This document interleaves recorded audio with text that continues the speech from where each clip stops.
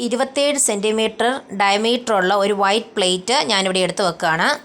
ഇനി നമുക്ക് വേണ്ടത് ഒരു പ്രോമോഗ്രാനൈറ്റ്, അതായത് ഒരു മാതളപ്പഴം, അതുപോലെ തന്നെ ഒരു വലിയ ക്യാപ്സിക്കം, 2 പച്ചമുളക്, ഒരു നീളമുള്ളതും ഒരു നീളം ഇല്ലാത്തതും നമുക്ക് എടുത്ത് വെക്കാം. ആദ്യം നമുക്ക് ഒരു വലിയ പച്ചമുളകും ഒരു ചെറിയ പച്ചമുളകും നടുവേ മുറിച്ച് അതിൻ്റെ അകത്തെ കുരു കളഞ്ഞിട്ട് നമുക്ക് 2 വശത്തും നമുക്ക് വെച്ച് കൊടുക്കാം. ഈ മുളക് പുല്ലായിട്ടാണ് കേട്ടോ വെക്കുന്നത് നമ്മളിതിൽ.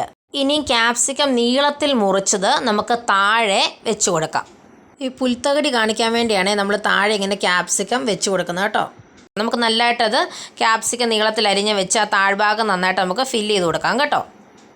ഇനി നമുക്ക് മരത്തിൻ്റെ തടിക്ക് ഒരു ക്യാപ്സിക്കം ഇതുപോലെ തന്നെ നീളത്തിൽ അരിഞ്ഞത് 2 എണ്ണം അപ്പുറം ഇപ്പുറമായിട്ട് നമുക്ക് വെച്ച് കൊടുക്കാം. ഇനി അതിൻ്റെ മുകളിലും 2 പീസ് നമുക്ക് വെച്ച് കൊടുക്കാം. അത് നീളത്തിൽ ക്യാപ്സിക്കം മുറിച്ചാൽ മതി കേട്ടോ. നമ്മുടെ തടി ആയിട്ടുണ്ട്. ഇനി നമുക്ക് പൂക്കൾക്ക് വേണ്ടി പ്രോമോഗ്രാനൈറ്റിൻ്റെ സീഡ് നമുക്ക് മൊത്തം മുകളിൽ ഇങ്ങനെ വെച്ച് കൊടുക്കാം. ഒരു മരത്തിൻ്റെ ഷേപ്പിൽ നമുക്ക് വെച്ച് കൊടുക്കാം കേട്ടോ. നല്ല ഭംഗിക്ക് നമുക്കത് വെച്ച് കൊടുക്കാം. ഭംഗിക്ക് നമുക്ക് പയ്യെ പ്രോമോഗ്രാനൈറ്റിൻ്റെ സീഡ് ഒരു മരത്തിൻ്റെ ഷേപ്പിൽ ഇട്ട് കൊടുക്കാം കേട്ടോ. എന്നിട്ട് നമുക്ക് ആ വുഡിൻ്റെ ക്യാപ്സിക്കം ഒന്ന് നന്നായിട്ട് അഡ്ജസ്റ്റ് ചെയ്ത് കൊടുക്കാം. താഴത്തെ നമുക്ക് കുറച്ചും കൂടെ ക്യാപ്സിക്കം അരിഞ്ഞത് വെച്ചിട്ട് നമുക്ക് ഫില്ല് ചെയ്ത് കൊടുക്കാം. താഴ്ഭാഗം ഫുൾ ഫില്ലാക്കണേ.